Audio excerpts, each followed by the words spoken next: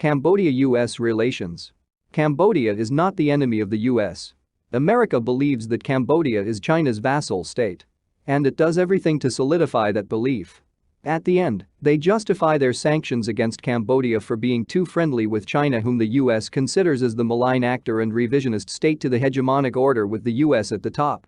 But then how much is called overdependent? How much sanction is considered enough against the alleged malign actor? Americans warn Cambodians to beware of lucrative interactions with China. But Cambodia's trade and investment with China is less than 10% of the whole of Southeast Asia. Statistically speaking, countries that are close with the US such as Singapore and Vietnam are in fact the highest beneficiaries from trade and investments with China.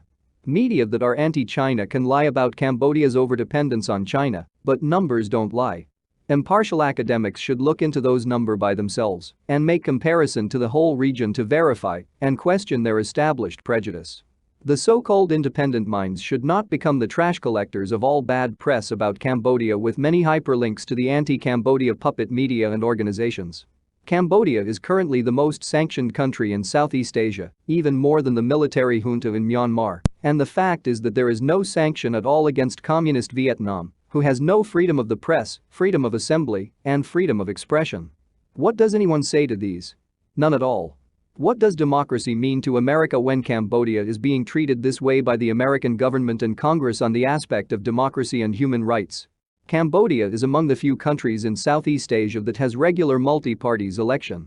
Cambodia is among the few countries where press, both domestic and foreign, operate freely, and some of the US's affiliates like the Voice of America, the Voice of Democracy, and Radio Free Asia bombards daily with verbal diarrhea against Cambodia, as if Cambodian people are living in hell.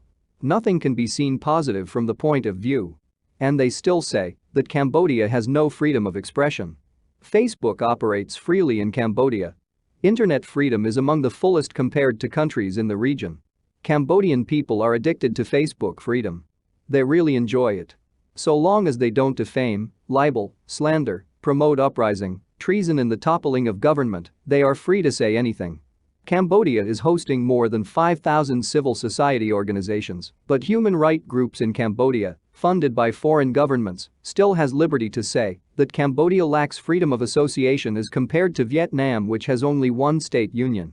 In the US, these organizations would have been banned or classified as foreign agents.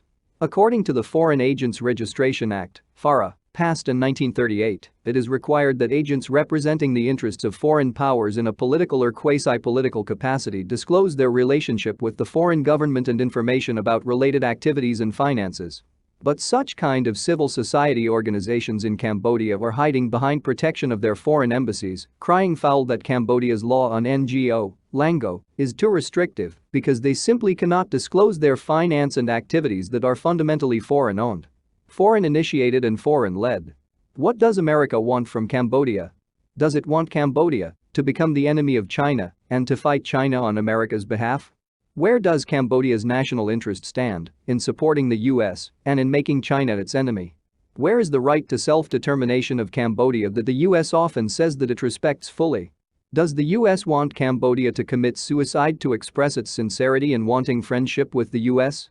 Cambodia is considered as gold standard in terms of cooperation with the US in areas such as POWMIA.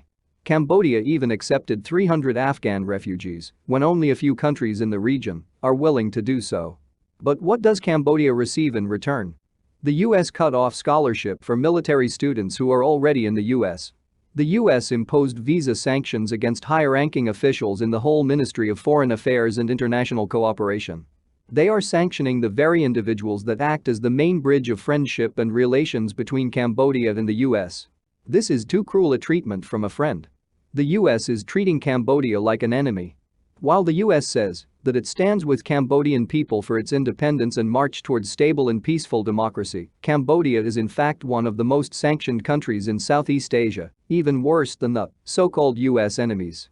People might probably say sometimes frankness is needed among sincere friends. But a friend should not express solidarity through piles of sanctions like what the US is doing towards Cambodia right now. How could a friend be so cruel to treat another friend that way? What does friendship mean for the American government and congressmen? Is this the best treatment that the American government can afford to Cambodia, which is the last beacon of hope of democracy in the Mekong region? Which country in the Mekong region that fares better than Cambodia in terms of democracy and human rights? Cambodian people like America, they like American democracy, they aspire to have American democracy. It is totally unfair for Cambodia that it needs to sacrifice its national interest to befriend with the US. Why is it so hard to befriend with the US? The US should reconsider its relations with Cambodia from the heart, not from the brain of geopolitical strategy. The brightest brain like Henry Kissinger that was behind the dropping of millions of bombs on Cambodian people is not a friend of Cambodia. He is nothing but a war criminal. He should not be the one to be awarded the Nobel Peace Prize. What does Peace Prize mean for an individual that was behind the killings of hundreds of thousands of Cambodian people?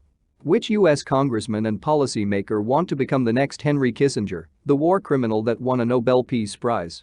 An American B-52 aircraft is not smart to distinguish between the Viet Cong and Cambodian civilians. The fact is that they killed more civilians than the Viet Cong that the US considered as us as enemies. There is no better definition than war crime and crime against humanity, considering the US's acts against Cambodia during the 1970s. America should never forget that. American government, American people, American policy makers, American congressmen should never forget that. America should remember their atrocity against Cambodian people during the 1970s. Cambodian civilians and government are not us as enemy.